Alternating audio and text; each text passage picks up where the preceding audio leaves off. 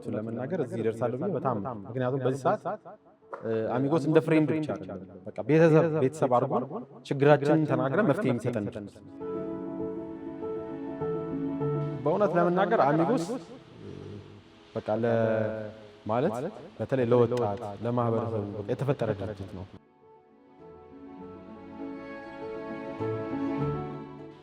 አሚጎስን መግለጽ እውነቱን ለመናገር በጣም ነው የሚከብደኝ። ምን ብዬ እንደማስረዳ አላውቅም።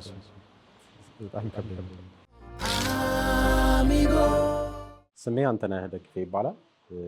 የአሚጎስ አባል ሆንኩኝ አሁን 2006 አካባቢ አንድ 10 ዓመት አካባቢ ይሆነኛል። አሁን አይ ቲንክ የዛኑ አካባቢ 2006 ላይ ብድር የወሰድነው 250 ሺህ አካባቢ የተወሰነ እጄ ላይ የነበረ ብር ስለነበረኝ እሷን ጨምሬ ፒካፕ ለመግዛት ነበር የተበደርኩት። ያው ይሄ ከቅጥር ህይወት ለመውጣት ፈልጌ ፒካፕ ገዝቶ አከራይቶ ወደ ራስ ስራ ለመግባት ሳስብ የመጀመሪያው ያው አንድ ጓደኛዬ መሰረት አሚጎስ ሪፈር አድርጎኝ የዛኔ 250 ሺህ ብር አካባቢ ተበድሬያለሁ።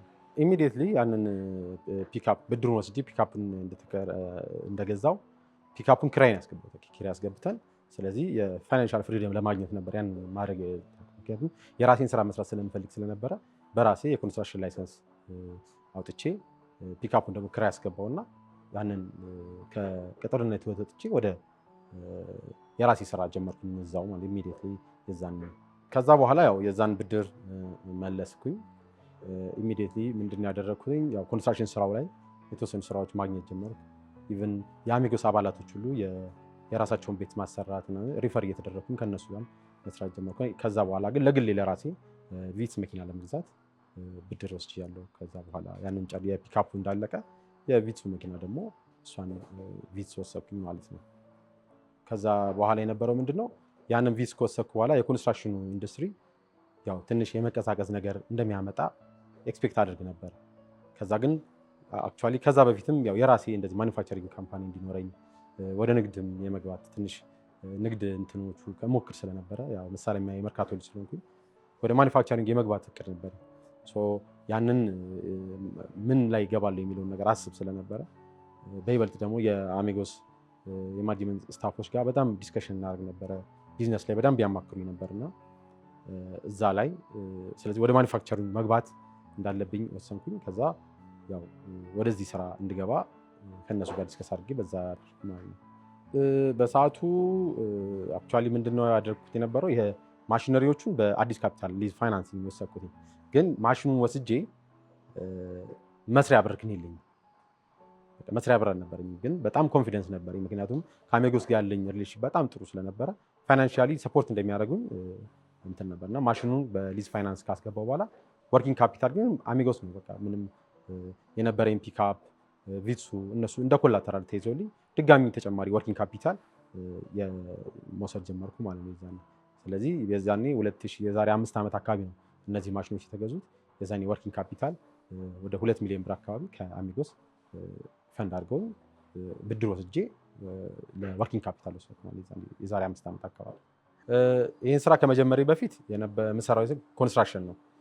በስራዬ መሀንዲስ ነኝ። ኮንስትራክሽን ነበር የምሰራው። ቤቶችን እገነባለሁ፣ መጋዘኖችን እንደዚህ ነበር የምሰራው።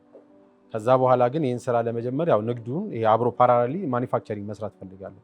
ያ ደግሞ ከኮንስትራክሽን ጋር ተያያዥ ያላቸው አስብ ስለነበረ ለዛ ነው ያንን ስራ እየሰራ በተጨማሪ ይሄንን ስራ ሁለተኛ ደግሞ የኮንስትራክሽን ኢንዱስትሪ እየቀዘቀዘ ሲመጣ በተጨማሪ ገቢዎች ስለሚያስፈልጉ ያ ደግሞ አንዱ ፑሽ ፋክተር ነበረ። እነሱን ተንተርሼ ነው ይሄን ስራ የጀመርኩት ማለት ነው።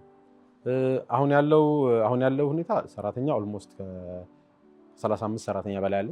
24 ሰዓት ነው የምንሰራው ስራ። የስራ ሁኔታ አብዛኛው ለክፍለ ሀገር ነው ሰፕላይ የማደርገው። አሁንም ቢሆን ተጨማሪ ብድሮች በተደጋጋሚ እየወሰድኩ ነው። ምክንያቱም ትንሽ ስራው ከብረት ጋር የተያያዘ ስራ ስለሆነ ካፒታል ኢንቴንሲቭ ነው፣ ሁልጊዜ ብር ያስፈልጋል እና ይሄን ደግሞ አሚጎስ በቃ ሁሌ አጠገቤ ስለሆነ ባስፈለገኝ ጊዜ አጠገቤ እየደረሱ ያን ፋይናንስ እያደረጉ ነው እየሰራሁት ያለሁት።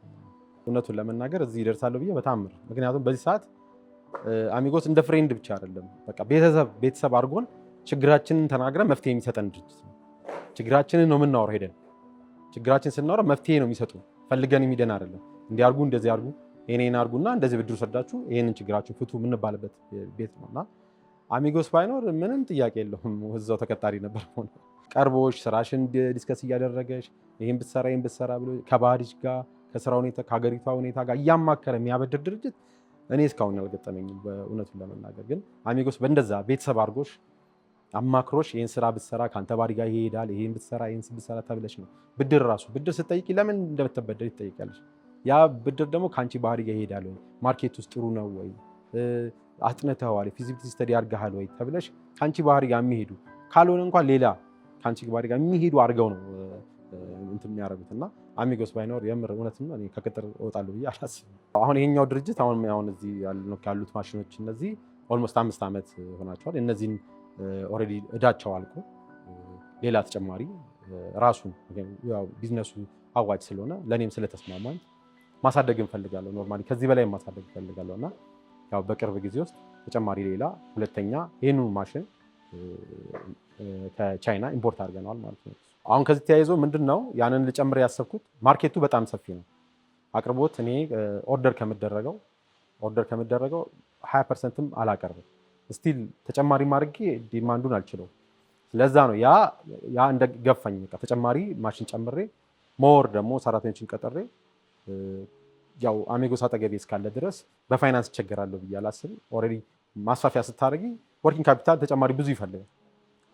ሰራተኛ ጨምሬ ያለሽ ብዙ ነገር ትላለና ይሄ ደግሞ አሚጎስ አጠገቤ አለና ምንም ሳልፈራ ነው ያን ማሽን ኦርደር አድርጌ ተጨማሪ ማስፋፊያ ያደረኩትና ይሄን ለዛ ነው ዲማንዱ በጣም ስላለ ለዛ ነው ተጨማሪ ማሽኖች ኦርደር አድርገን አሁን ወደ ስራ ገብተናል እዛው ማለት ነው። ይሄን ስራ ከጀመርኩ በኋላ የጥሬ ዕቃ የምናመጣው ብረት ነው የምናመጣውና በሳምንት ኦልሞስት 30 ሺህ 40 ሺህ ከፍላለሁ እና ያ ኮንፈርት አልሰጠኝም በሰዓቱ። ምክንያቱም ያ 30 ሺህ 40 ሺህ እዛ የምከፍለው ለምን ሲኖ ለራሴ ገዝቼ ለአሚጎስ ብከፍለው ያንን ለሌላ ሰው የምከፍለውን ለራሴ ባደርገው ይሻላል ብዬ ብድር ከአሚጎስ ለሲኖ መግዣ የዛሬ 3 ዓመት አካባቢ ወሰድኩኝ። ስለዚህ ጥሬ ዕቃ በራሴ እንትን አደረገ ለአሚጎስ የምከፍለው ብድር እዛ ኪራይ ከምከፍል ለአሚጎስ ብድር ብከፍል ይሻላል ብዬ ሲኖ ገዝቼ ጥሬ ዕቃውን በራሴ መኪና ነው የማመጣው። በራሴ ሲኖ ጥሬ ዕቃው ለሁለቱም ለዛኛውም ለዚህኛውም በሱ ነው የማቀርበው። ኦልሞስት 3 ዓመት አካባቢ ሆኖታል ሲኖ ተገዛው። እሱንም በአሚጎስ ነው ተበድሬ የገዛሁት። በእውነት ለመናገር አሚጎስ በቃ ማለት በተለይ ለወጣት ለማህበረሰቡ በቃ የተፈጠረ ድርጅት ነው። ምክንያቱም ብዙ ወጣቶችን ከሎ ኢንካም ሃይ ኢንካም እንዲኖራቸው አድርጓል ብዬ ነው የማስበው። ማለት እንዲህ ብዬ ለመግለጽም ይከብደኛል። ብዙዎቻችን ወደ ራሳችን ስራ እንድንገባ ከቅጥርነት ወደ ራስ ስራ መግባት ከእንደገና ደግሞ የሁሉ ሰራተኛ በኮንፊደንስ እንዳስተዳደር ያደረገኝ አሚጎስ ነው። አሚጎስን መግለጽ እውነቱን ለመናገር በጣም ነው የሚከብደኝ። ምን ብዬ እንደማስረዳ አላውቅም። በጣም ይከብደኛል።